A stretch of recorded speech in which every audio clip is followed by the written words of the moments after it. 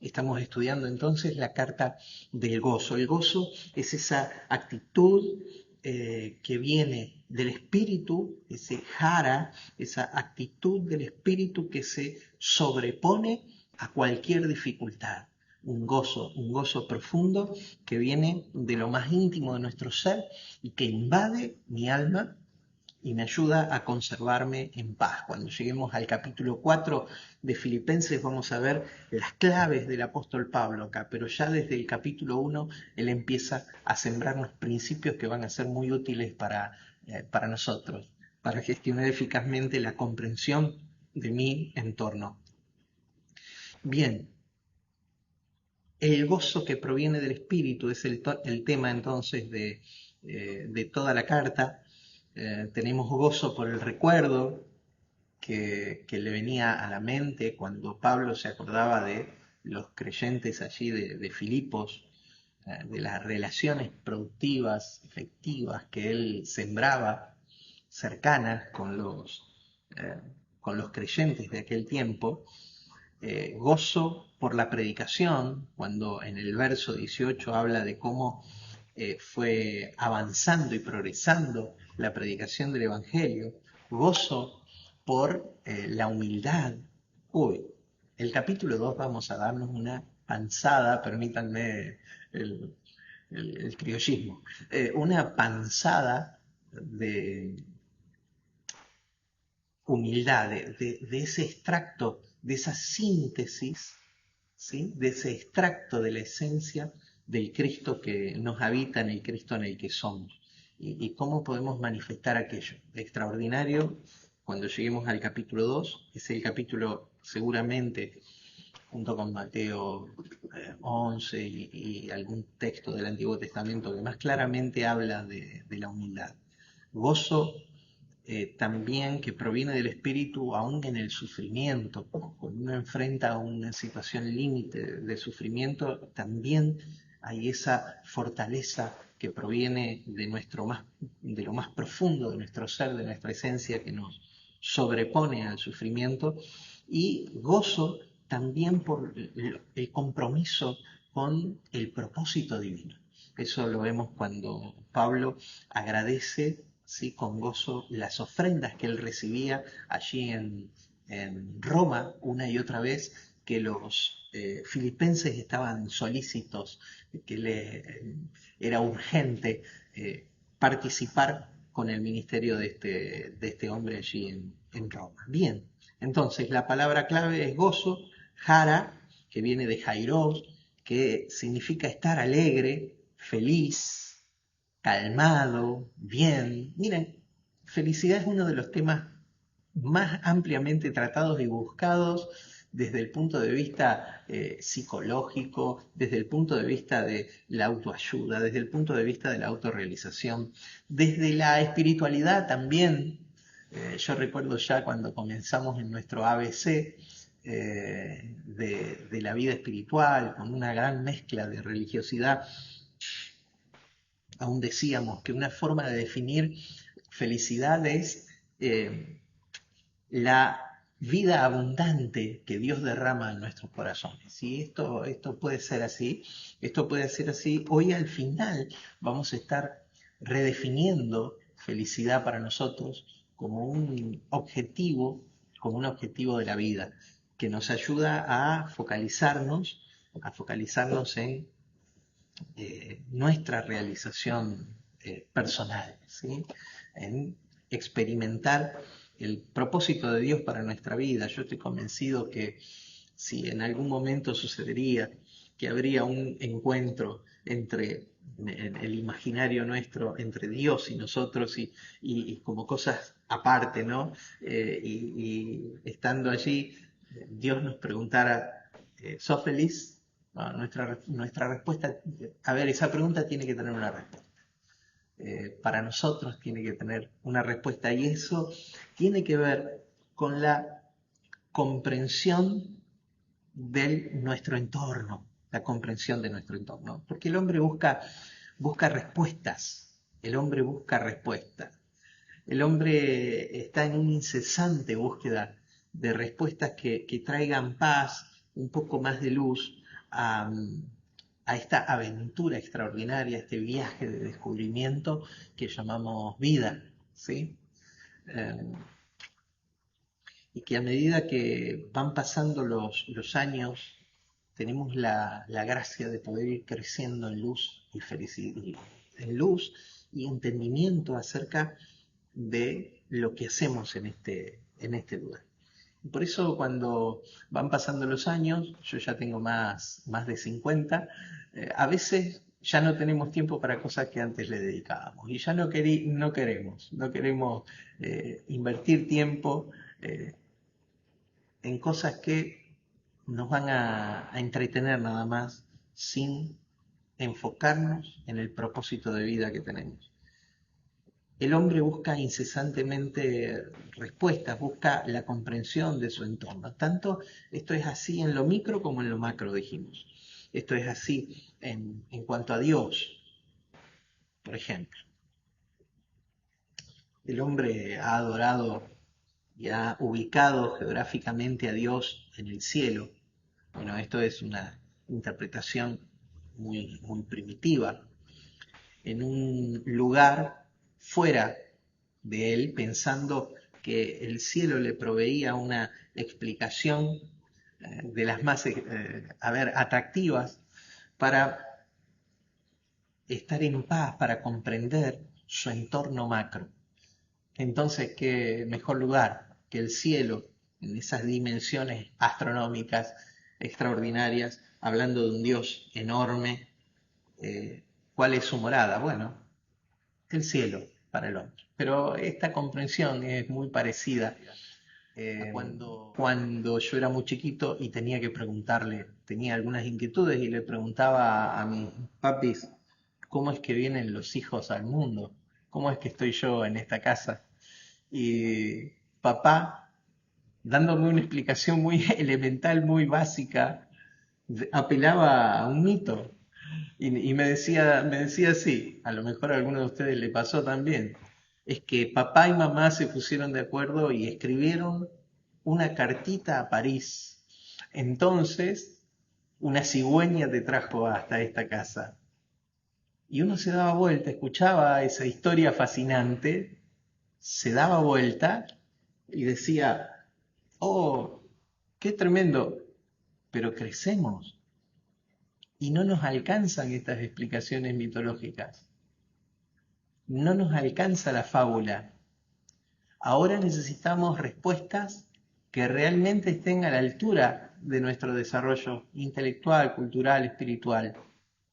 Mi hermano, pensar de que Dios habita en los cielos, en la bóveda celeste, es, es la construcción de un mito semejante. Está bien para un hombre primitivo, está bien para un hombre que no está evolucionado, pero Dios, este Dios extraordinario en el que somos y existimos, no habita los cielos como la bóveda celeste. Esa respuesta ya no alcanza. Él habita nuestro ser interior. Ser interno que posee dimensiones extraordinarias, las dimensiones del espíritu, que el Salmo 42, en el verso 7, le llama los abismos del espíritu, los abismos. Un abismo llama a otro abismo a la voz de sus cascadas. Mi hermano, Dios, el Dios eterno, le plació, se le antojó fundirse, fusionarse en la dimensión de tu espíritu y de mi espíritu. No nos alcanzan las fábulas, por eso es que necesitamos aprender de hombres que nos llevaron la delantera, como el apóstol Pablo, cómo gestionar eficazmente la comprensión de nuestro entorno. Filipenses capítulo 1, verso 12 al 14. Para que los que no nos alcanzan las fábulas mitológicas de la religión y estamos en la búsqueda de respuestas que realmente traigan paz a nuestra alma y nos permitan darlo todo en nuestro acá y ahora. Y recoger de ese darlo todo recoger de ese darlo todo, el fruto dulce de la felicidad. Aunque la vida a veces lo ponga un poquito amargo, el fruto dulce de la felicidad. El fruto de la vida. Bien. Filipenses capítulo 1, verso 12. Gestionando eficazmente la comprensión de mi entorno. Quiero que sepáis, hermanos, que las cosas que me han sucedido han redundado más bien para el progreso del Evangelio, de tal manera que mis prisiones se han hecho patentes en Cristo en todo el pretorio y a todos los demás. Y la mayoría de los hermanos, cobrando ánimo en el Señor, con mis prisiones se atreven mucho más a hablar la palabra sin temor. 3 versos en el texto bíblico donde vamos a desentramar esto de la comprensión de nuestro entorno y la relación que esto tiene con el gozo.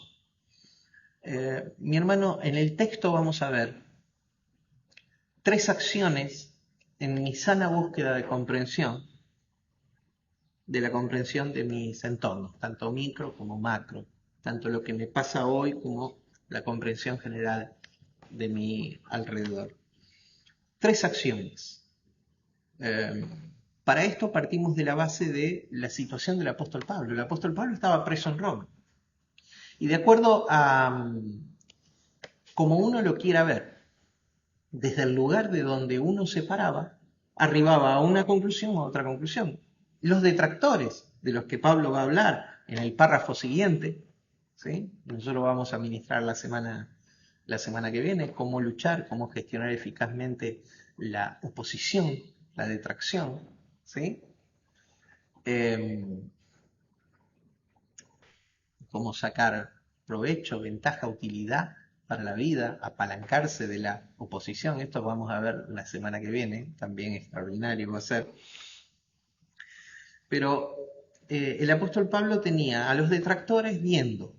Allí estaban los judaizantes, los que querían volver a la ley, los que decían que aparte de la gracia era parcial, que aparte de la gracia había que circuncidarse, cumplir los mandamientos, guardar el sábado, buscaban justificar su vida delante de Dios a través de las obras de la ley. Bueno, todos estos veían al apóstol Pablo preso en Roma y decían, en esa situación de adversidad, Dios no puede estar con él, Dios no está con él. Por lo tanto, el evangelio que él predica, por supuesto, no es el evangelio correcto, no es el evangelio verdadero.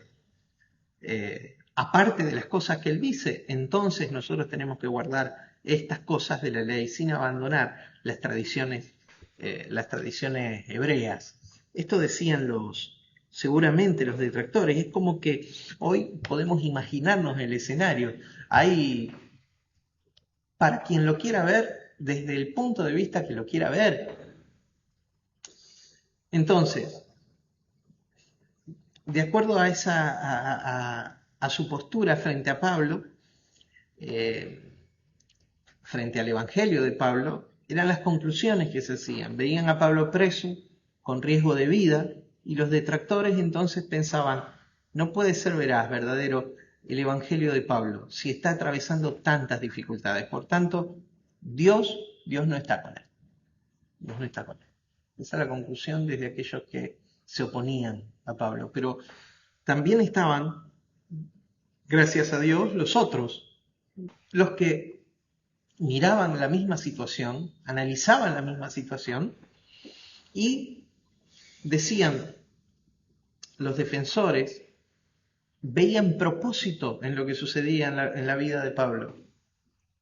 Y el resultado de aquello era una mayor acción en pos del propósito que Pablo planteaba. El resultado de aquellos que veían, Pablo lo que está haciendo ahí en ese lugar de adversidad es haciendo lo que tiene que hacer para producir propósito, para andar en el propósito. Ya el Espíritu Santo le había dicho a él que le iba a ser necesario sufrir y padecer para llevar el Evangelio delante de los reyes y poderosos de la tierra. Y eso era lo que el Espíritu Santo decía en Hechos de los Apóstoles, dando testimonio de la vida de Pablo. Y Pablo sabía que estaba haciendo la voluntad de Dios, por eso estaba con un ánimo y una positividad en la lectura de lo que estaba viviendo, tomando acciones. Entonces, en primer lugar, ¿por qué tomar acciones? ¿Por qué siempre tomar acciones? Porque toda acción,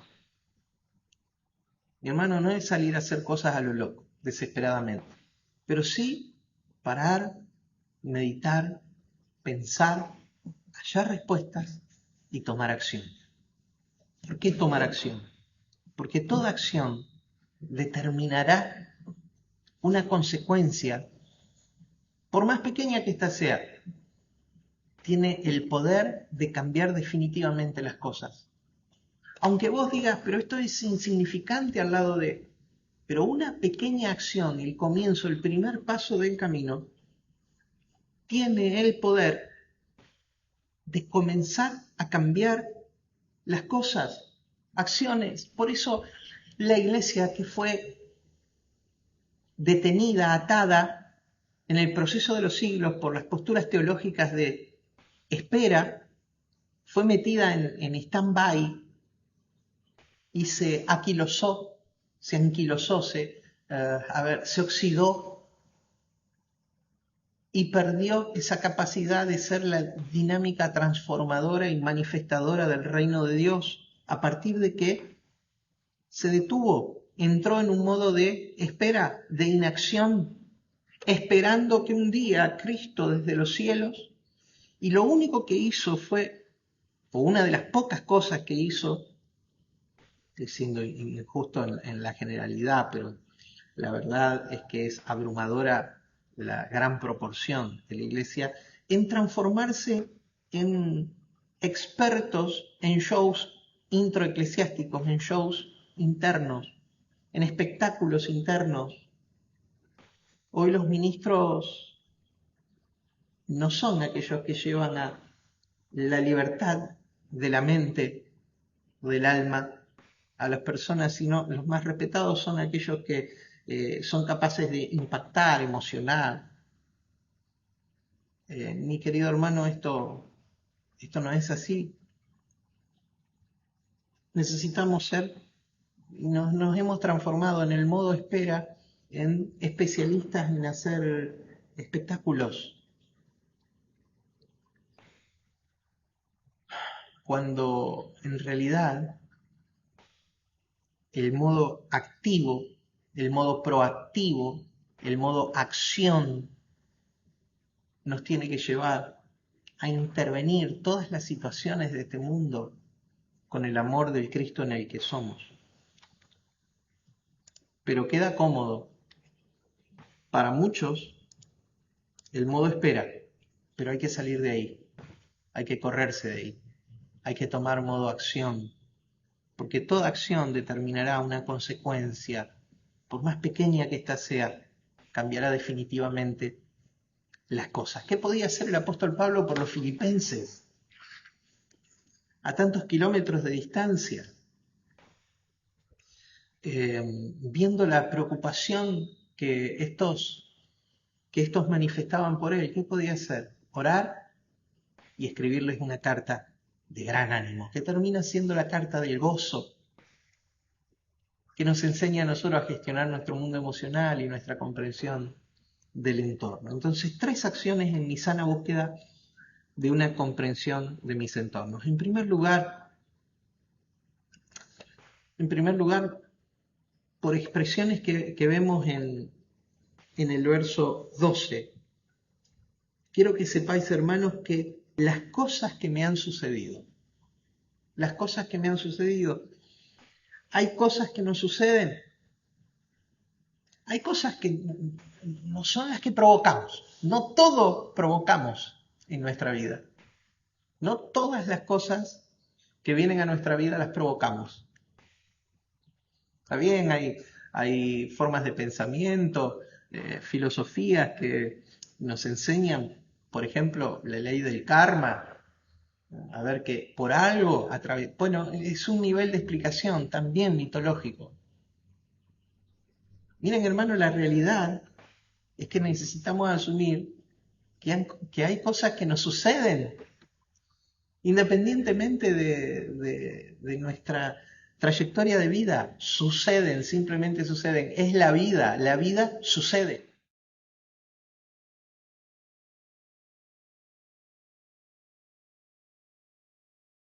Tengo que entender que mi primera acción tiene que ser renunciar al control de todas las cosas. ¿Querés estar en paz con tu entorno? Gozate en el Señor, en la vida, pero renunciar al control de todas las cosas. No se pueden controlar todas las cosas.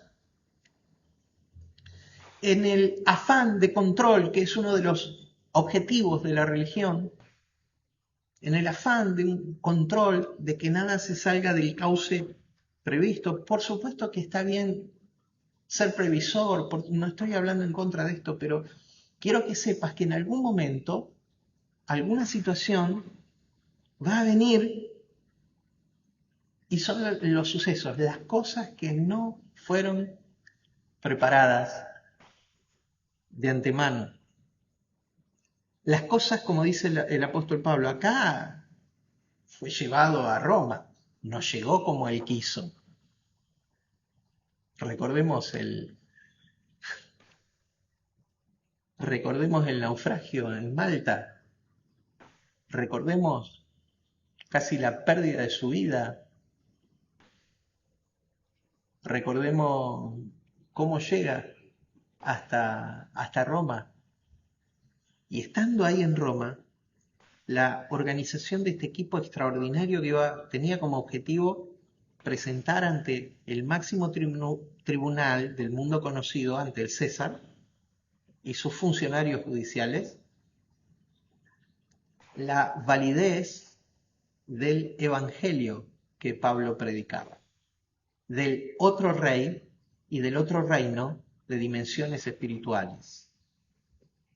Ya recordamos que ante Agripa, un rey menor que el César, bajo la autoridad del César, Agripa mismo diciendo: Pablo, por poco y me persuades, por poco, por muy poco y me persuades de aceptar la vida del Cristo.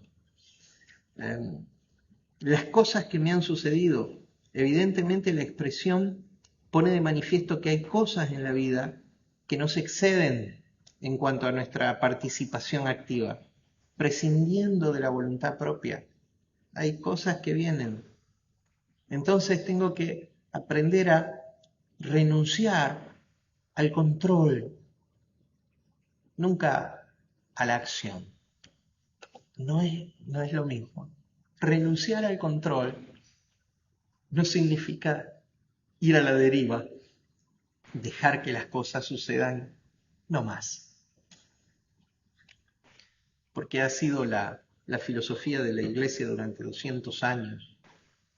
Muy poca acción sobre las cosas que suceden en este mundo, realmente influyente, más bien siendo arrastrada por este mundo en el canal, en el cauce de quien piensa en la sociedad, en lugar de ser un elemento de movilización, ¿sí?, en una nueva dirección. Bien, las cosas que me han sucedido. ¿Y qué eran las cosas que le han sucedido? Bueno, él habla, dice, mis prisiones, dice, las cosas que me han sucedido, en el verso 13, de tal manera que mis prisiones, la expresión prisión ahí es desmos, de donde viene la palabra griega desmos, que significa ligar, atar, viene de una expresión deo, que es encadenar, sujetar.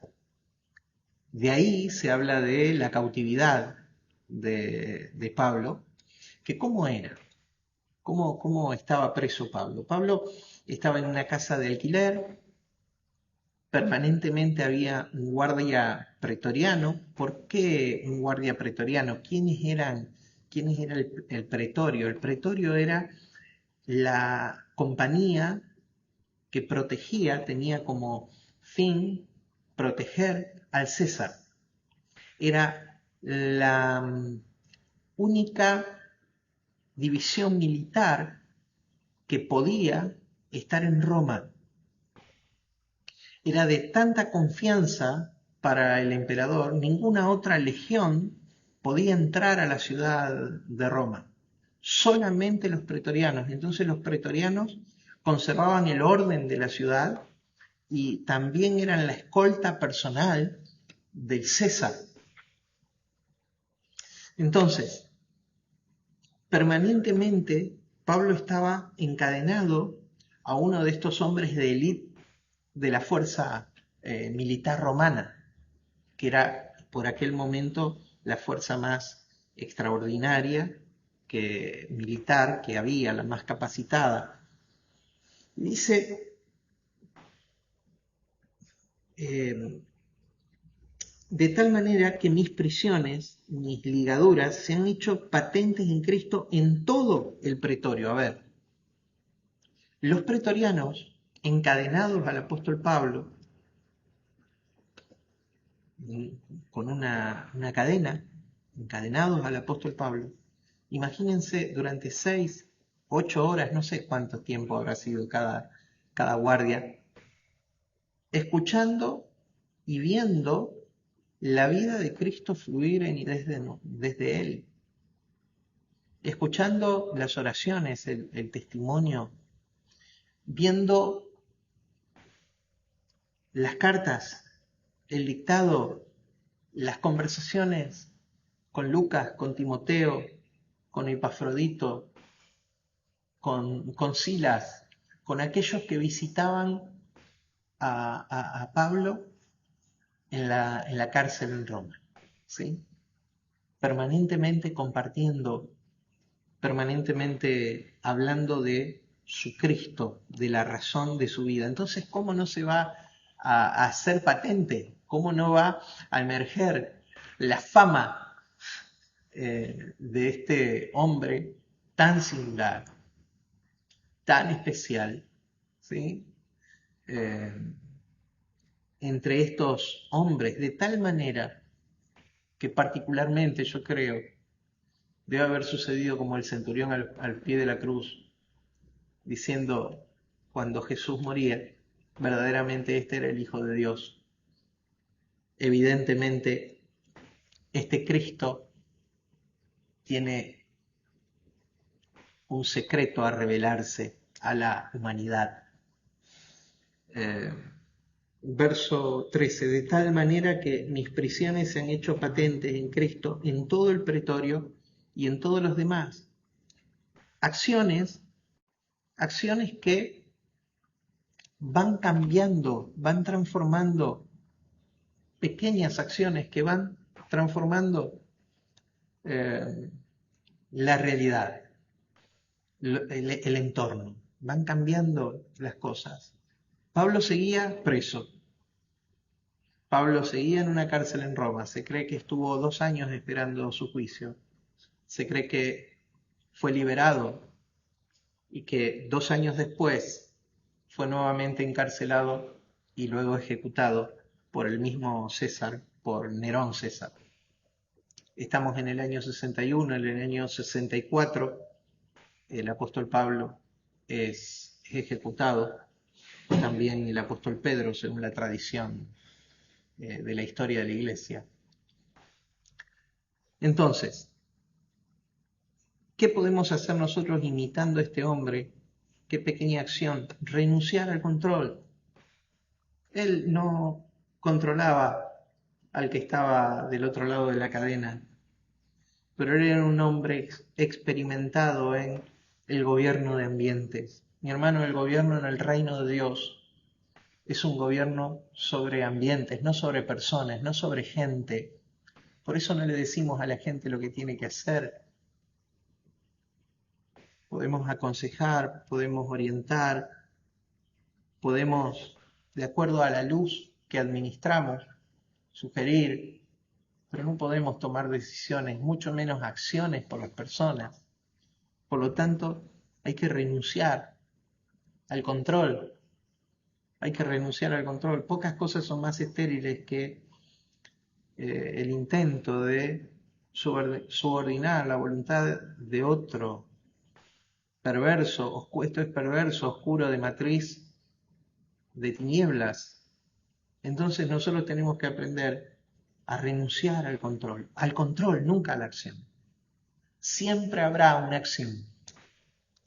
El que estaba encadenado al apóstol Pablo, bueno, ahora vamos a orar. Y ahora vamos a ver los escritos. Y ahora vamos a escribirle al hermano que está atravesando tal o cual dificultad. Y ahora vamos a... Entonces, renunciar al control, nunca a la acción, porque pequeñas acciones transformarán las realidades en las que vivimos. Por más pequeñas que sean. Pero nunca, nunca renuncies a la acción. Siempre al control. Siempre al control. Mi hermano, Cristo sabía como hombre, y Él lo gobierna todo, que Él renunciaba al control de su vida. En los días de su carne, Jesús renunciaba al control de su vida. Él podía controlar lo que sucedía dentro de Él, mas Él no iba a controlar lo que estaba sucediendo alrededor, lo que estaba sucediendo afuera. Y aprender de Él que el que renunció a todo, lo ganó todo. Y hoy, por los principios establecidos, eternos, gobierna con vara de hierro las naciones, ¿sí? Habiendo renunciado al control, pero nunca a la acción. Y la acción siempre está señalada por un principio rector. Y esto es importante que lo tengamos presente siempre. La acción está gobernada por el principio, la acción transformadora, gobernada por el principio rector del amor. Así fue con nuestro Cristo en los días de su carne y así es en el presente. La acción siempre está gobernada por el principio rector del amor. Acciones en mi sana búsqueda de comprensión de mi entorno. El apóstol Pablo manifestaba así entender muy bien su entorno. Y tenés que estar preso, siendo un hombre llamado a divulgar el Evangelio a todo el mundo conocido. Tenés que estar preso. Cualquiera pudiera decir, empezar a deprimirse. Pasan los tiempos, pasan y 2 años. ¿Y el César cuándo? ¿Y cuándo? Y yo sé que voy a ser liberado. Lo dice más adelante, pero mientras tanto, ¿qué? Más como dice en otro texto, más la palabra de Dios no está presa. La palabra de Dios no está presa, sino que circula, corre, es glorificada. El Espíritu de Dios no está cautivo, no está detenido. En segundo lugar, la primera acción en mi sana búsqueda de una comprensión de mis entornos es renunciar al control, nunca a la acción. La segunda, asumir la posición central comprometidamente. A ver, ¿qué quiere decir la posición central? Pablo usaba mucho la terminología militar. Pablo usaba, por ejemplo, en Efesios, recuérdense que estaba encadenado a un pretoriano. Por ejemplo, en el capítulo 6 de la carta a los Efesios, hablando de la lucha espiritual, dice, y habiendo acabado todo, estar firme, firme. Una postura de presentar cara al desafío. Presentar cara y actitud de guerra belicosa al desafío, enfrentar al desafío. Fortalecidos en el Señor, enfrentar al desafío. A esto me refiero yo con asumir la posición central, comprometidamente. A ver, no huir, no somos de los que retroceden, no somos de los que huyen. Hay una transformación en nuestro corazón que se produce a partir de la esencia que recibimos, que fue activada por la fe en la persona y obra de Cristo. Esa activación del espíritu no tiene que ver con cobardía, tiene que ver con poder, amor y dominio propio. Como se lo dice el mismo apóstol Pablo a Timoteo, cuando a Timoteo le temblaban las piernas, cuando iba a recibir la delegación del ministerio del apóstol Pablo en sus manos. Perdón, quiero que sepáis, hermanos, que las cosas que me han sucedido, verso 12, han redundado más bien para el progreso del Evangelio. Estas cosas, que nadie las pensó, nadie las diseñó, que llegaron a la vida del apóstol Pablo, las prisiones, las adversidades, lo que él no esperaba, han resultado para progreso del Evangelio, para ventaja. La expresión progreso es otra expresión militarizada de Pablo. Hace alusión al avance de una división del ejército donde los romanos eran especialistas, que era la división de ingenieros. Hoy se conoce como ingenieros. Todas las comunicaciones del Imperio Romano, las rutas que los romanos habían edificado en el imperio, hablamos de la Vía Ignacia en mi introducción a Filipenses, las rutas eran construidas por los ingenieros del ejército romano. ¿Para qué? Para producir un avance, un desplazamiento de todo lo necesario para abastecer las legiones en campañas militares. Cuando había un río que cruzar, eran los ingenieros los que necesitaban poner ahí un pontón, ver cómo pasar. Cuando había un bosque que atravesar, por dónde se había que desmalezar para que el ejército pudiera avanzar. La palabra progreso ahí es prócope, que viene de procopto, que significa cortar hacia adelante. Y era de uso militar, como una división de ingenieros que actúan superando limitaciones, escollos del terreno. Progreso, avance, subjetiva o objetivamente, aprovechamiento, provecho. Estas cosas que me han sucedido, con las pequeñas acciones, renunciando al control sobre la situación, pero nunca a la acción, asumiendo una posición central, comprometida, algo puedo y debo hacer, bajo la dirección del Espíritu, desde el caudal del Espíritu, lo que debemos y podemos hacer, aunque la hora sea oscura, aunque sea difícil, algo tengo que hacer, algo puedo hacer. Eso es asumir una posición central, comprometida. No es librar a la buena de Dios, como diría alguno, que suceda lo que suceda, que llegue lo que llegue y que sea lo que Dios quiera. Esa jamás será la acción de alguien que refleje la esencia del Señor de todo, del dueño de todo, del Kyrios de todo. Cristo es el dueño de todo, y en el dueño de todo fue transferido a nosotros la capacidad de por lo menos ser dueños de nosotros mismos y ahí empezar a hablar del reino de Dios. ser dueños de uno mismo. Por lo tanto, pequeñas acciones que producirán transformaciones en nuestra vida. Te toca la que te tocó vivir. Llegó un accidente, llegó un quebrantamiento financiero, llegó una noticia de enfermedad, llegó lo que te haya tocado vivir, llegó la fractura de una relación, llegó lo que no esperabas.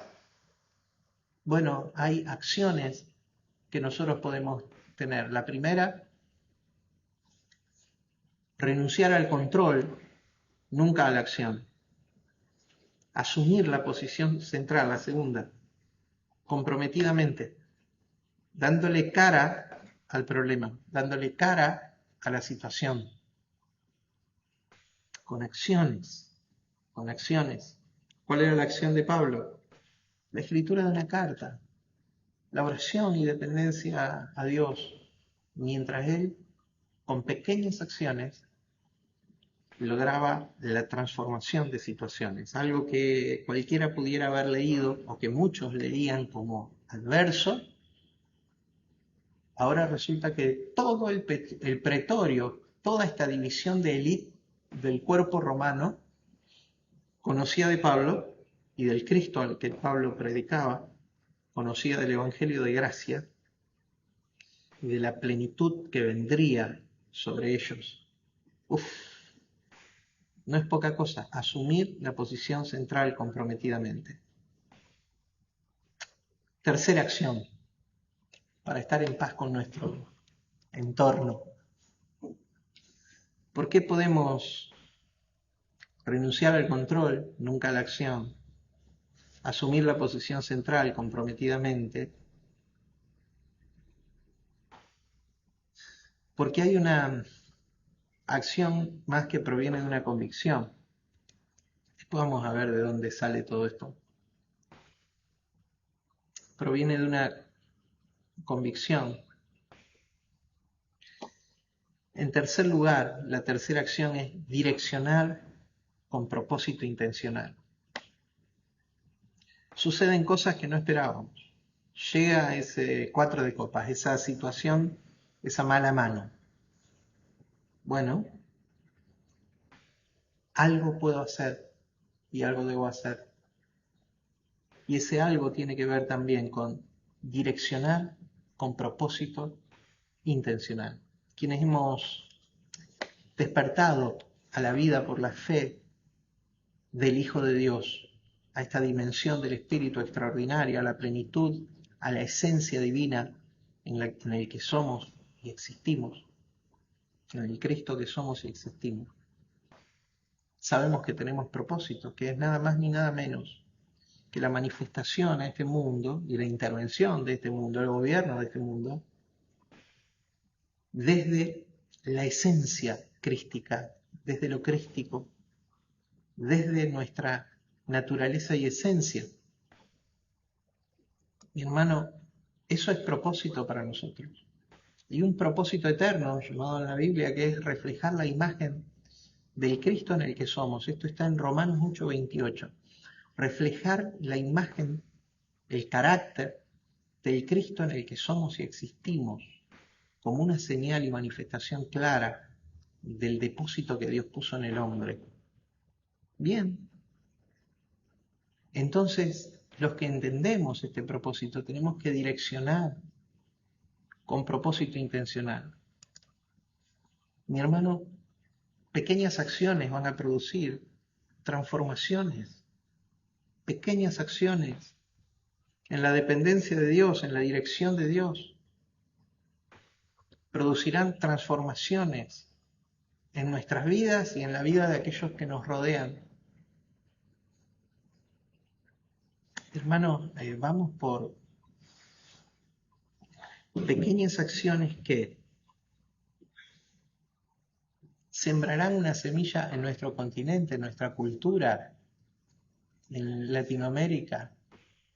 Sembrarán acciones, sembrarán un nuevo destino para que multitudes despierten a la esencialidad de la vida del Cristo en el que somos.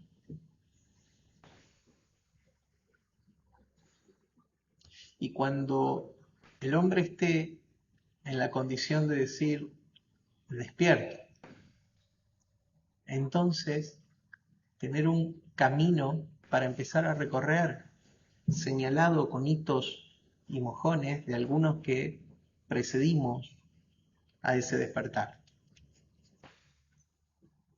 a la esencialidad de Dios. Direccionar con propósito intencional.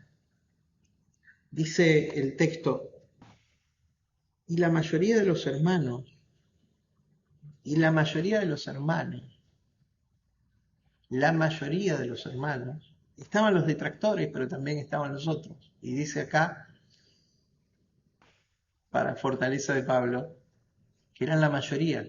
Y la mayoría de los hermanos, cobrando ánimo, fortaleciéndose, cobrar ánimo, de una expresión griega, peizo, que significa convencerse. Por analogía, pacificar, entrar en paz con lo que está sucediendo, entrar en paz con las circunstancias que venían a la vida de Pablo, estar en paz con la adversidad que Pablo estaba viviendo. Hermano, estos hombres, 8 años, 7 años después, van a tener que estar en paz cuando sean perseguidos por todo el imperio. Porque Pablo, 3 años después, es ejecutado, primero liberado, desatándose una persecución feroz, un día como nunca lo hubo, según las palabras de Jesús, ni lo volverá a ver. Estos hombres iban a conservarse en paz en medio de esa mano muy mala que venía sobre ellos. Y la mayoría de los hermanos cobrando ánimo, habiéndose convencido, habiéndose pacificado, estando en paz, reflexivamente habiendo asentido, descansando, o sea, renunciando a tener el control, pero sí acciones.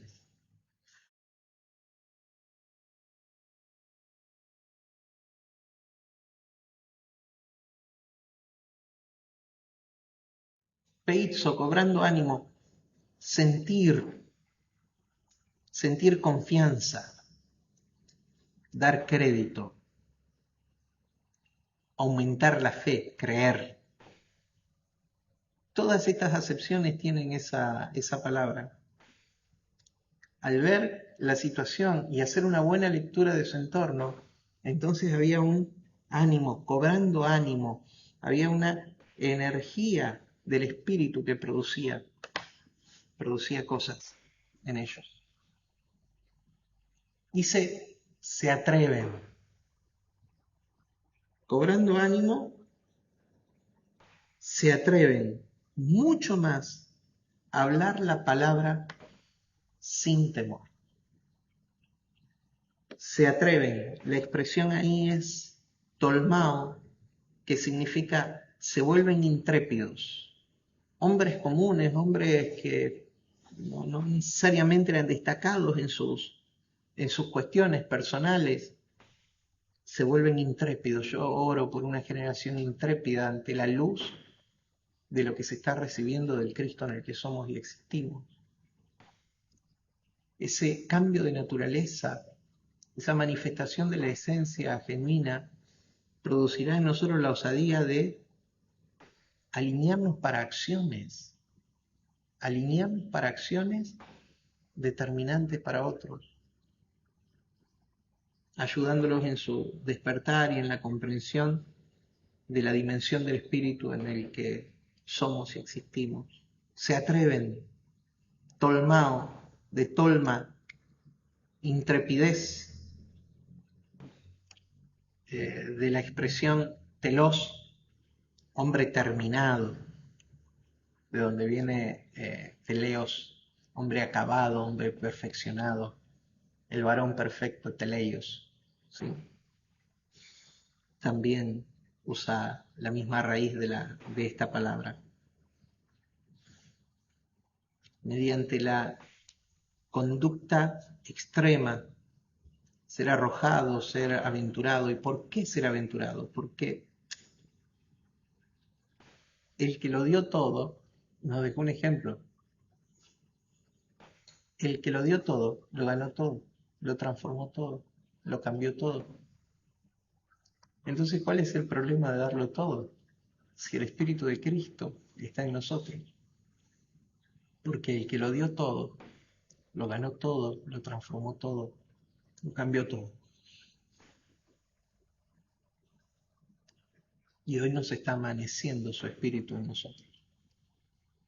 Hoy estamos despertando a su Espíritu en nosotros. Y como Él es, nosotros somos.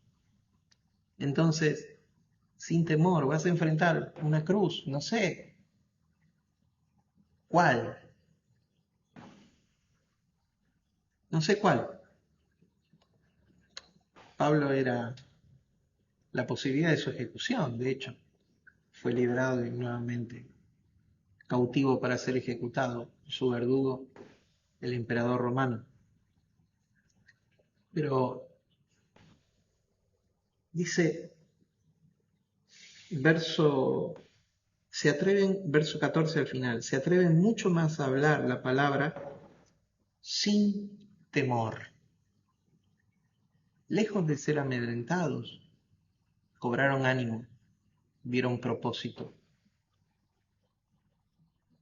Y pequeñas acciones en el apóstol Pablo, en esa situación, ponen de manifiesto secretos para gestionar la paz con mi entorno en medio de conflictos, en medio de los conflictos de la vida. Número 1, renunciar al control, nunca a la acción. Número 2, asumir la posición central, comprometidamente, dándolo todo. Número 3, direccionar con propósito, intencional, cobrando ánimo, se atreve mucho más a hablar la palabra sin temor, venciendo todo temor, venciendo las dificultades que el temor nos coloca, nos pone, venciendo todo temor, comprobando así la felicidad. Felicidad. Se dice Cervantes, el autor castellano, dice que la felicidad no está en la posada, sino en medio del camino. Cervantes en su obra En las ruedas de Camacho. La felicidad no está en la posada, sino en medio del camino. Hermano, ¿dónde está la felicidad para nosotros? La felicidad está mientras andamos, no está en cuando llegamos, está en cuando andamos, ese gozo, esa actitud del espíritu que se sobrepone a toda dificultad que pudiéramos estar enfrentando. Felicidad es ese profundo sentido de realización del hombre, alguien dijo, con respecto al amor, con respecto al trabajo, con respecto a la cultura o al bienestar intelectual y a la amistad, a lo que nos une. Y hay una cuestión determinante en la felicidad. La felicidad no es una acción natural que sobrevenga. La felicidad es un destino y un camino que es una sucesión de decisiones que tiene que ver con la voluntad. La voluntad en la arquitectura del ser humano. La voluntad es totalmente definitiva. Entonces hay acciones a las que no podemos renunciar. En medio de las mayores dificultades hay acciones a las que nunca nunca debemos renunciar. La voluntad es determinante en el resultado de nuestro destino, en la arquitectura misma de nuestro camino, de nuestro ser, del ser humano. La voluntad siempre va a vencer, independientemente de la situación que vos estés viviendo. Siempre la voluntad va a vencer. La voluntad vencerá siempre. En la vida de los despiertos, en la vida de los maduros, en la vida de los altamente comprometidos, en aquellos que deseamos gestionar, gobernar, hemos recibido la luz de ser Señor de nosotros mismos, dueños de nosotros mismos, y ahí empezar a hablar del reino de Dios, trascendiéndonos. La voluntad siempre vencerá. La voluntad vence la naturaleza animal, los más bajos instintos humanos. La voluntad del hombre está para no hacer simplemente lo que deseamos, queremos, lo que le viene bien a nuestro cuerpo, a nuestro estuche de carne. Porque la carnalidad ignorante de la verdad de Dios nos quiere mover a realizar. La voluntad vence la naturaleza animal, los más bajos instintos humanos.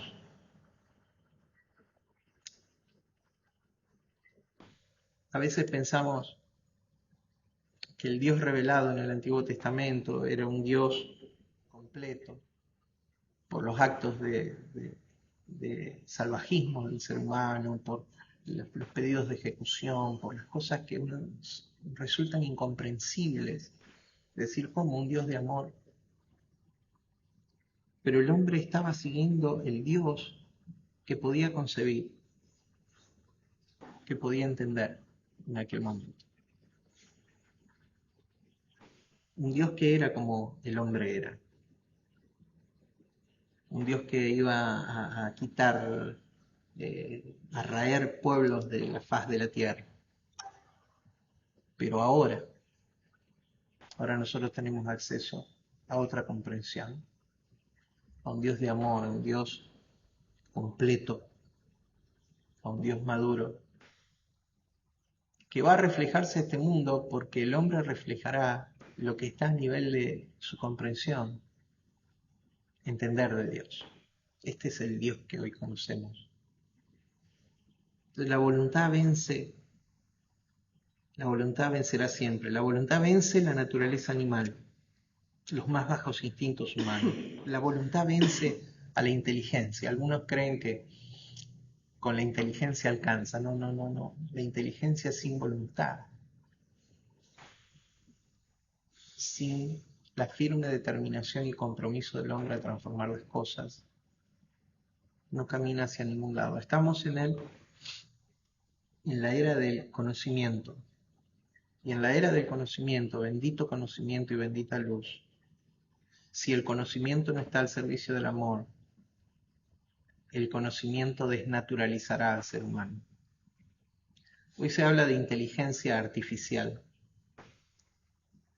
pero y la verdad hay un caudal de conocimiento y de información que se puede entrecruzar y llegar a conclusiones muy, muy interesantes, pero la voluntad es fundamental porque el principio rector de la voluntad es el amor.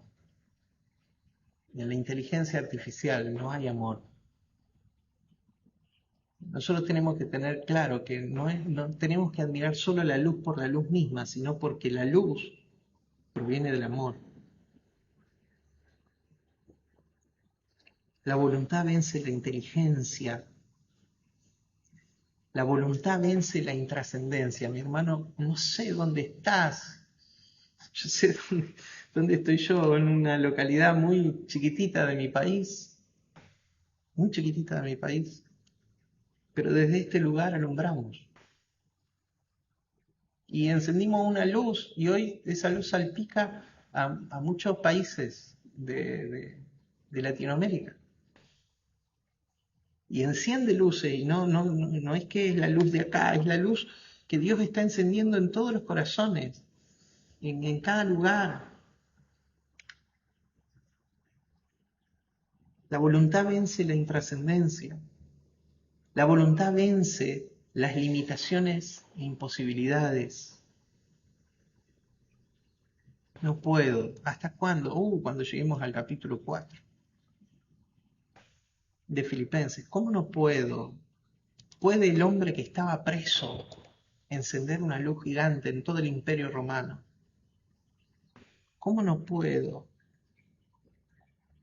No es como él quiso, no es como se le antojó, no es ni siquiera como lo planificó, pero puede. Porque pequeñas acciones generarán un destino en nuestra vida. La voluntad vence las limitaciones e imposibilidades. La voluntad vence la falta de oportunidades. La voluntad vence la falta de oportunidades, pero falta aquello, falta lo otro, no están dadas las... Hermanos, si nosotros esperamos a que se den todas las cosas para iniciar,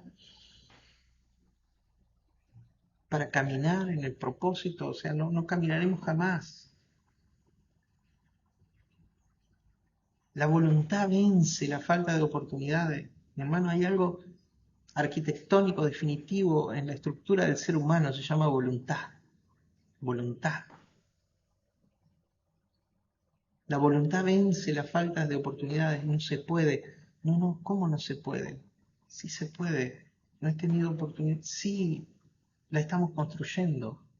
En este contacto, en esta interacción, en esta unirnos. La voluntad vence porque el amor vence. ¿De dónde proviene esa voluntad férrea? De lo más profundo de nuestro ser. Proviene de nuestra esencialidad, proviene del amor. La voluntad vence porque el amor vence. Y la voluntad direcciona, manifiesta y expone el amor. Lo que hacemos no es amor, pero sin duda proviene del amor. Aquellos que hemos amado, que amamos en nuestra vida profundamente. Yo soy una persona que ha amado y ama profundamente. Sabemos que la voluntad direcciona, manifiesta y expone amor.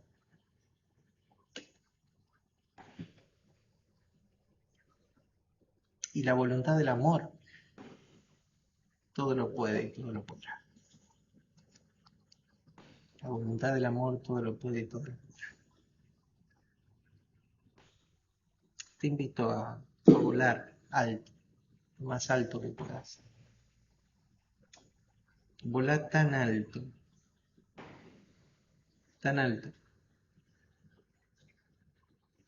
que pareciera que le vas a dar alcance a lo que nadie le dio.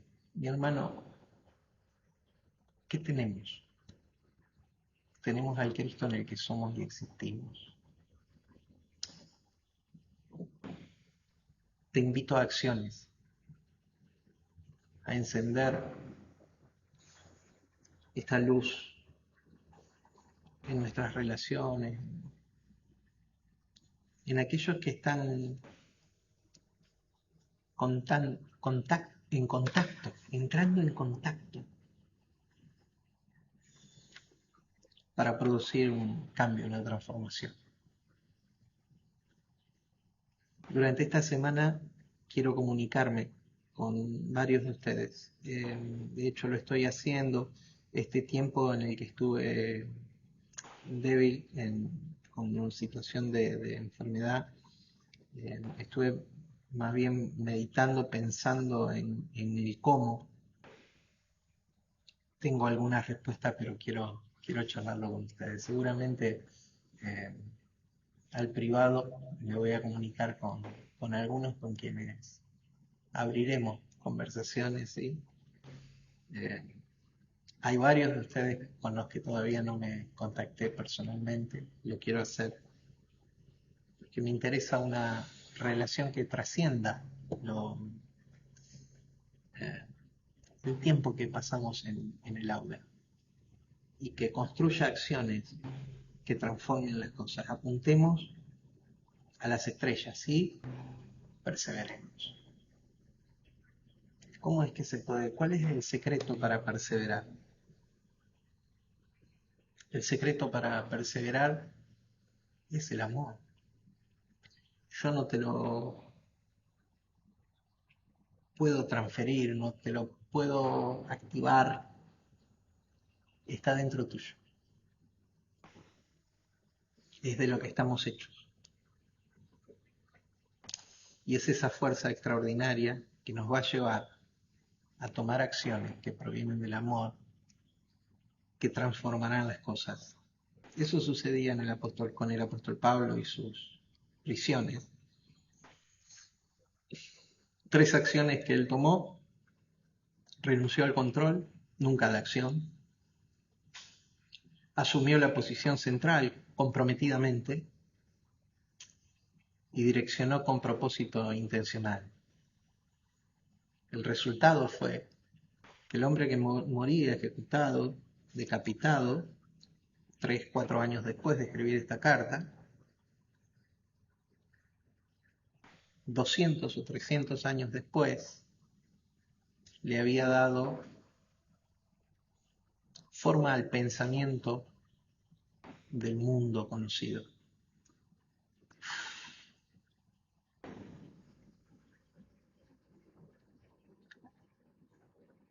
El hombre necesita caminar bajo la revelación de lo crístico, mi hermano. En Cristo existe la tecnología para la funcionalidad de todas las cosas que el hombre necesita desde el espíritu y para el éxito de la gestión de su vida.